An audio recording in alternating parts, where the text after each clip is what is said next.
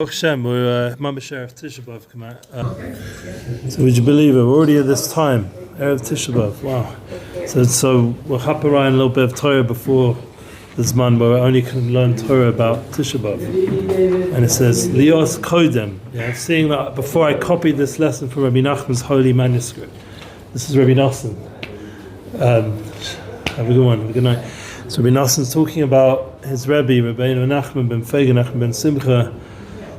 You know, one of the big tikkunim we learn to fix up the Churban is to connect ourselves to Tzaddikim. I was part of this Torah, Mem Vav. And it's been a big Torah. But there's the last part before we get to Mem Zayin. Mem Zayin is a famous Torah that I remember learning. Very, very appropriate to learn it in the time that we're going into. Avacholtem echa v'savoy halaltem. The way we eat, the way we come to Shame, but here we're still talking about clapping, sweetening the judgements. Remember, the whole nekudas of this Torah was Rebbe Nachman was trying to get the Chassidim to done with more chamimis, more kavana.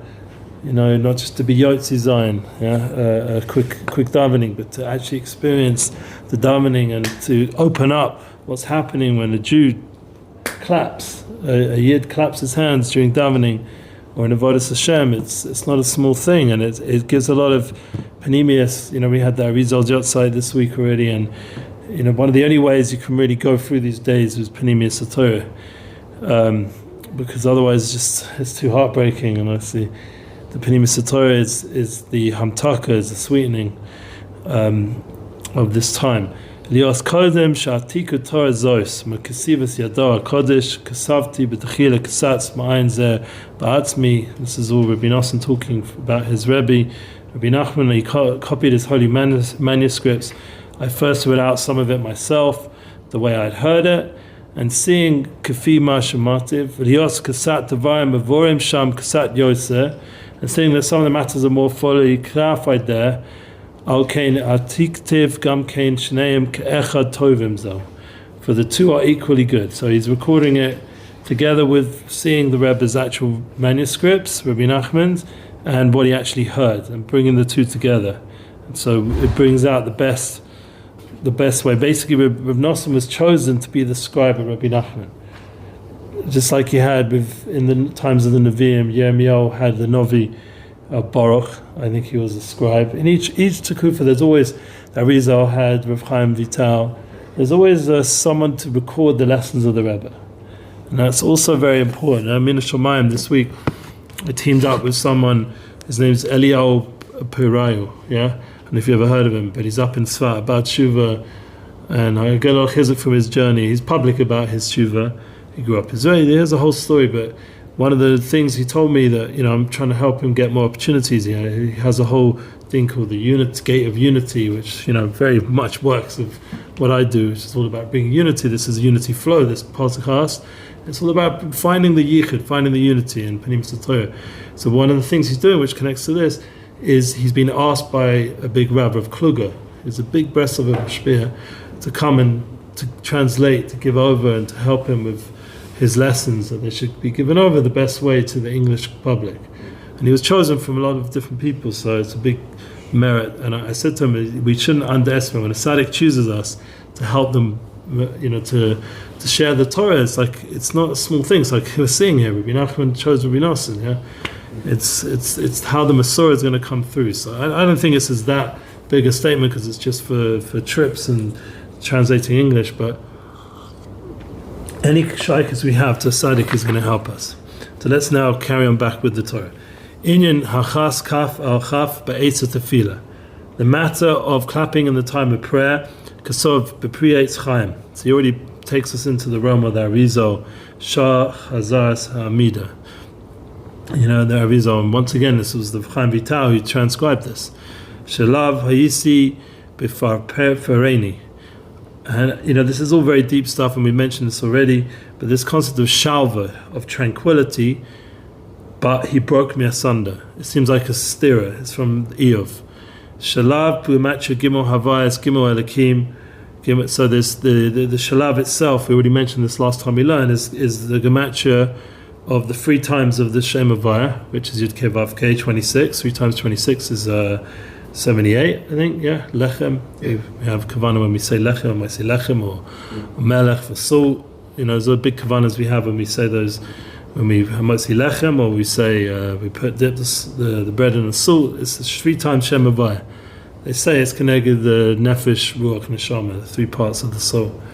Havayas, the Gimel Elokim, and 3 times the gematria of the Shem of Elokim, which is Hashem, as it's in Shulchan Aruch, he's a Baal Kolchos Kulam. Yeah, it's Hashgacha Pratis in the Olam HaTeva.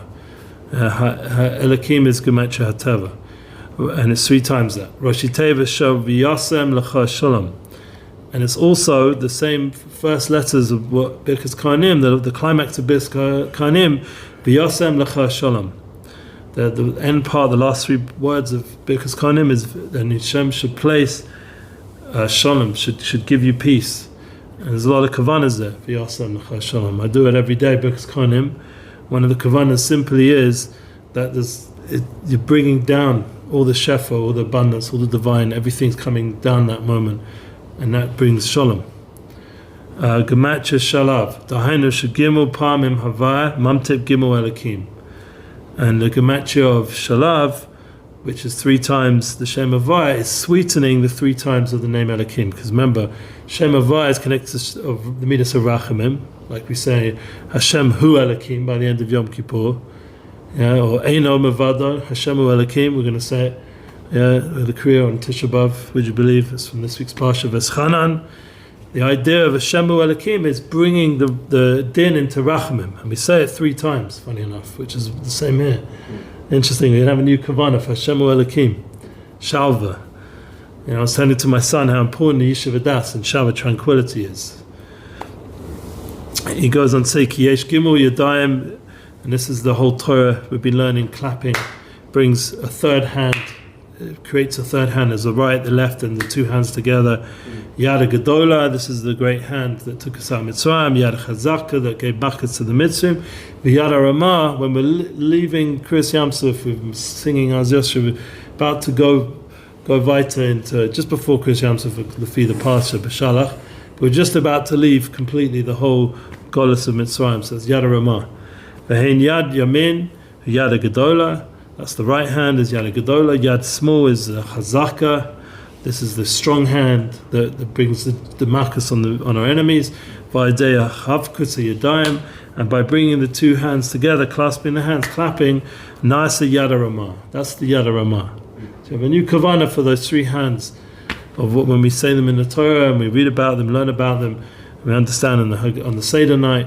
This is a deep concept that just by a Jew clapping, you're creating this new bechina of Yad Ramah, which is, remember, Yad Ramah is V'reish Gilei. It's Rosh Tevis, Shem Bayochai, with the Targumunculus of Yad Ramah, V'reish Gilei. It's all this Panemius Svarim, with Yitzhak ben Shlomo, which was the Arizal.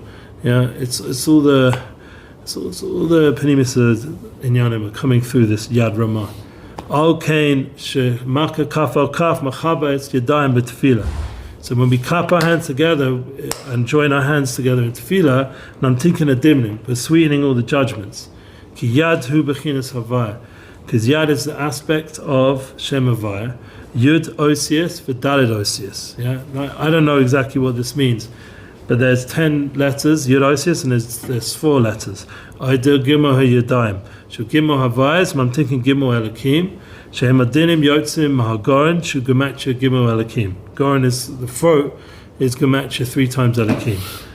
Okay, so this is very deep. I can pretend I know what I'm saying. It's almost like learning the Zohar Kodesh. You sort of read it and hope that it does whatever the Tikkunim are. But one thing is for sure, you can see how huge Rebbe Nachman was, because he was a young man. He wasn't like this ancient old rabbi. He was young when he was Megala all these sodas, and it was all derech chizuk for the Chassidim to have more kavanah in avodas Hashem. That was the point. The whole point is to bring the eitzes into das, into reality. V'hu segula lezichron. Now this is a nice concept, and this is all a segula, preternatural device. I don't know what that means. For good memory. It's funny, I don't understand English also. Preternatural, some word. segula. Segula is a hard word to it's something powerful, profound effect. Nashi b'chapi tamid. That my soul is constantly in my hands. I did not forget your Torah. That's the rest of the pasuk. And we said this already, and this is from Tehillim, that it's a segula not to forget your Torah. It's zichron. Remembering your Torah is a big chizuk. Nashi haini b'chinas tefilah. My soul, this is the aspect of Tefilah. K'mo shekosav nashi yotza b'dabra. My soul came forth when he spoke. One of the important things to realize when you learn Rebbe Nachman is his gadlus in Torah. He's taking psukim from Novi, from Tehillim, and he's megala the panemius kavanas that we're meant to be having. We just say these words, but there's so much depth in these psukim, and the concept of zichron, of understanding the importance of Torah together with Tefilah, and how it's one with the neshama, with the soul, the nafshi, the soul should come forth. B'chapai tamid, constantly in my hands. Hanishumaka kaf al kaf b'shas Tefilah. Ayidei zeh Torasacha lo shechachti. I did not forget your Torah. That's the rest of the pasuk in Tehillim. Ki hashicha hu mochin dekatnes b'chinas elokim. And when we have small-mindedness, which unfortunately we do fall into, that is the aspect of din, of Elokim, of the Shem Elokim. When we sweeten the judgments, we come to great mochin, to great consciousness, expanded consciousness. And then there's no forgetfulness. And therefore, your Torah I did not forget. Roshi Teva Shalav. This comes back to this tranquility, this Shalav, which is the gematria of 3 times Shem Havaya, 3 times Elokim. Hainu Aidei Mamtik Gimel Elokim, but Gimel Havayas Kanal, like we already said. Ein lo shicha zeh daika b'shas tefilah. So there's no forgetfulness. This is specifically talking about the time of davening. So he's giving the chizuk dafka to the chassidim, saying this is something for your vodas Hashem and your davening. Now, obviously, I've already had a disclaimer. We don't clap loudly to disturb people. It's a quiet thing. It's unless you're in a Breslov minion or so, like Colin Stalin or something like that. But there's no Indian to disturb people, God forbid. Ki az yidea im hu b'mochin dekatnes or degadles, ki adiba hu is galas amochin. This is because the spoken word is a revelation of the mentalities. K'mo shekosav mepiv das tafuna. The knowledge and discernment are from his mouth. I mean, this is probably one of the most deepest concepts, but the mentalities, what does that mean? Our outlook, how we perceive and experience life.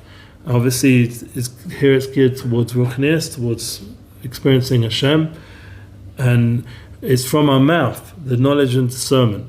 So he says underneath, Rebbe Nachman relates this verse from Mishlei to a person praying, what emerges from his mouth is an indication what's on his mind. When a person entertains extraneous thoughts while praying, his mind cannot be attached to the words he recites. And at that time, his awareness of Hashem is restricted as an aspect of Elokim.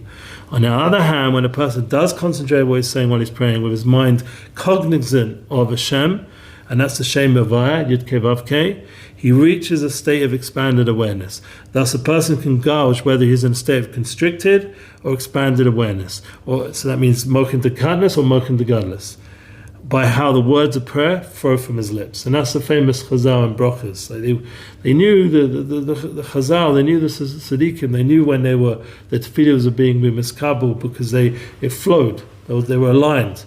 Everything was flowing, and it was to do with their consciousness, their awareness.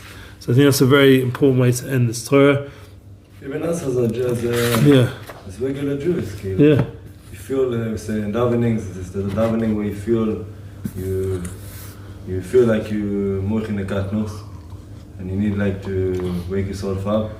And you feel like you're just like in like this robotic davening. Right, but this point. The point is, just to end off, is exactly like my son's saying, but there's an actual eitzah from a tzaddik, Rebbe Nachman, and we mamen and the tzaddikim, we have a munaseh chamim, that by clapping the hands, moving, having some movement in davening, and doing it lefi the tzaddikim, which he just explained how deep it is, then that opens up the sharam, that opens up the person's mochin, the consciousness. So we have to be mamin.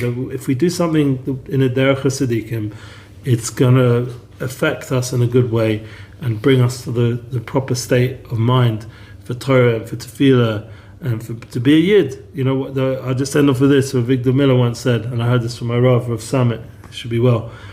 He once said, and Baruch Hashem, there's a lot of teachers out there you can learn about Torah, but he once said a very beautiful thing from Victor Miller. He said that to act like a Yid, this Jews can do. Yeah, we live, you know, it's a nice customary life. We live, you can turn up to 3 times a day in davening and v'chulu v'chulu. To speak like a Jew, that's something a little bit more hard work. To only speak divrei Pekadusha or Shmeres HaLashon, all the other levels of how speech, divrei chizuk, speech should be done in the right way, to give chizuk to someone. That's already a level, and there's not many people can get to that. To think like a Yid, he said, Victor Miller said, that's like the miyat shebemiyat. To get to a level where we start to have the right kind of hashkaf on the inner level of the way the tzaddikim talk about Tefilah and being a Jew and Shulchan Aruch and beyond, all the Kol Torah Kula, this should be in our mind, at least the kavanah, to the she'ifas, to have a shaykhus to it. So Bez Hashem, we should be zoche in Erev Tisha B'Av to the right mindset, and Bez Hashem, the binyan by Shlishi, where we'll be able to daven with our full might and glory and base Tefilah, but you know, and a v'kar l'kol amim. Amen v'amen.